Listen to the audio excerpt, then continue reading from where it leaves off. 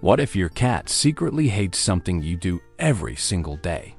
You'd want to know, right? The problem is cats don't complain. They don't bark. They don't whine. They just quietly pull away. And most owners never realize what pushed them away in the first place. Some of what you're about to hear will surprise you because these aren't obvious mistakes. They're things that feel loving, that feel normal, that you'd never even think twice about. Let's start with one almost everyone gets wrong. 1. Burning candles and essential oils. You know that vanilla candle you light every evening to relax after a long day? Your cat is not relaxing. Not even close. While you're enjoying the vibe, your cat is trapped in a cloud of scent so overwhelming, it's practically suffocating their senses. A cat's nose has over 200 million scent receptors. Yours is about 5 million.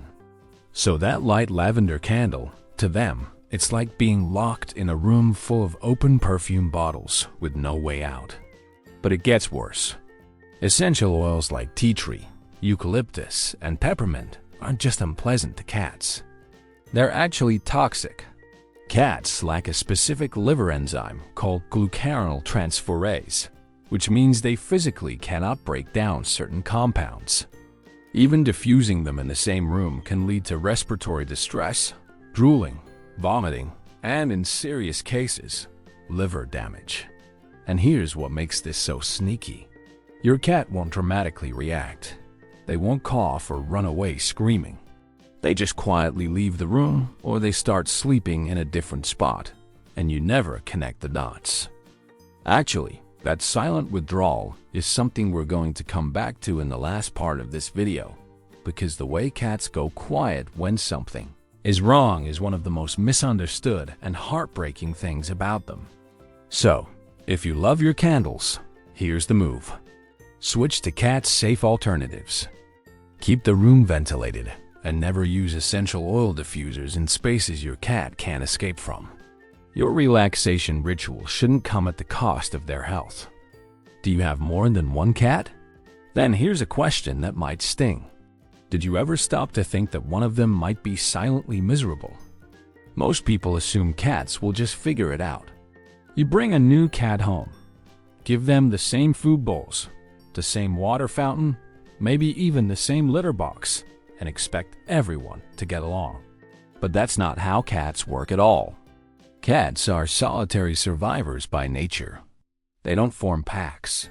They don't share by instinct. When you force two cats into the same resources without giving them their own space, what you're really doing is creating a low-level territorial war. A 2017 study published in the Journal of Veterinary Behavior found that resource competition is one of the leading causes of chronic stress in multi-cat homes. And the scary part, it doesn't always look like fighting.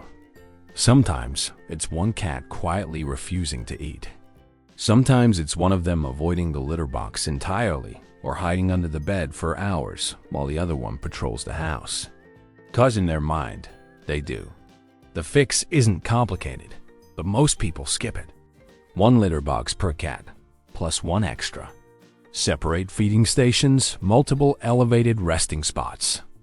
Vertical space matters just as much as floor space because height equals safety in a cat's mind. You don't need a bigger house.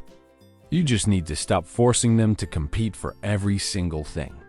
And hey, if any of this is making you rethink something you've been doing, hit like and subscribe so we can get this video to more cat owners who need to hear it too. 3. Petting their belly when they show it. Your cat rolls over and shows you their belly. What do? Be honest. You go straight in for the rub, right? And then 2 seconds later, they grab your hand, bite it, and kick it with their back legs. You're sitting there wondering what just happened. Here's the truth. When a cat exposes their belly, it's not an invitation. It's a declaration. They're telling you, I feel safe enough around you right now to show you the most vulnerable part of my body. That's it. It's trust. It's trust, not a request. And the moment you reach in and touch it, you just violated the very thing they were trying to express. Think about it from their perspective. Their belly holds every vital organ. In the wild, exposing it means certain death. So, when your cat does it at home, it's actually one of the highest compliments they can give you. But most owners turn that into a grab, and the cat learns something painful. That showing trust leads to being touched in a way they didn't ask for. A study found that cats touched in preferred areas like the cheeks and the base of the ears showed significantly more positive responses. The research confirmed that just because a cat shows, it doesn't mean a cat wants it touched. So next time your cat rolls over, try this. Just be there. Talk softly. Give them a slow blink. Let them own that moment of vulnerability without turning it into something physical. 4. Looking straight into their eyes. Have you ever locked eyes with your cat and held the stare, thinking you were sharing a deep moment? What if that moment was actually making them uncomfortable? In the human world, eye contact means connection. It means honesty, attention, and love. But in the cat world, it means something completely different. A direct, unbroken stare is one of the most aggressive signals a cat can receive. Among cats, prolonged eye contact is a challenge. It's what they do right before a confrontation. So when you gaze into their eyes, they're worried. You've probably noticed your cat doing the slow blink, that half-closed, sleepy-looking thing they do when they're relaxed. That's not random. A study found that cats were significantly more likely to approach a person who slow blinked at them compared to someone with a neutral expression. The slow blink is the real eye contact. That's the love. The long stare, that's the threat. So, here's the shift. Stop trying to hold your cat's gaze like you would with a person. Instead, look at them softly and slowly close your eyes for a second. Then open them. Do it calmly. Do it without expectation and watch what happens. Most of the time, they'll blink right back. That tiny exchange says more than 100 stares ever could.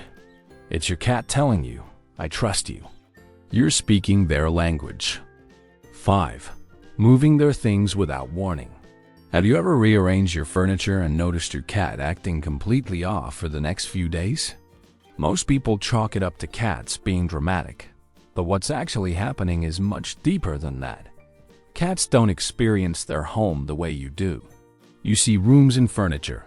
They see a carefully mapped territory where every object serves a purpose. When you move their bed, relocate their litter box, shift a couch, or even rearrange a shelf, you're not just redecorating, you're erasing their map. And a cat without a map feels like a cat without a home. This isn't just behavioral theory. Cats rely heavily on spatial memory. They build mental blueprints of their environment and use scent marking to reinforce them. That's why your cat rubs their face on the edge of your couch. They're not being cute. They're placing invisible markers that tell them, this is mine. This is safe. When you wipe those away or move the object entirely, that sense of safety disappears with it, and it shows up in ways most people miss. A cat who suddenly hides more, a cat who stops eating for a day, or a cat who starts peeing outside the litter box. These aren't random behavioral glitches. They're stress responses to an environment that no longer makes sense to them. So, if you need to make changes, do it gradually. Move one thing at a time. Let them re-explore and resent the space. Never relocate their core essentials like their food, water, or litter box all at once. Small shifts feel like adjustments. Big ones feel like a threat. 6. Ignoring them when they talk to you. Remember earlier when I said we'd come back to the way cats go quiet? This is that moment. Here's something most people don't know. Adult cats don't meow at each other. They just don't. Meowing is a language they developed specifically to communicate with humans. Your cat literally invented a way to talk to you. So, what happens when you ignore it? Think about what that actually means. Every meow at the door, every chirp when you walk into the kitchen, every little trill when they follow you, those aren't random noises. Those are your cat choosing over and over again to try to reach you. And when you scroll past them, something shifts. They don't get louder. They don't try harder. They just stop. A study from Tokyo found that cats can recognize their owner's voice. They're not just hearing sounds, they know it's you. The question is whether you're listening back. And this is where it connects to everything. The territory battles they fight in silence. The belly they showed you that you misread. Every single one of those mistakes has something in common. Your cat never complained. They just slowly, quietly pulled away. So talk back. When they meow, respond. When they follow you, acknowledge them. You just need to show up. Because a cat who keeps talking to you is a cat who still believes you're listening. And that belief is not something you want to lose.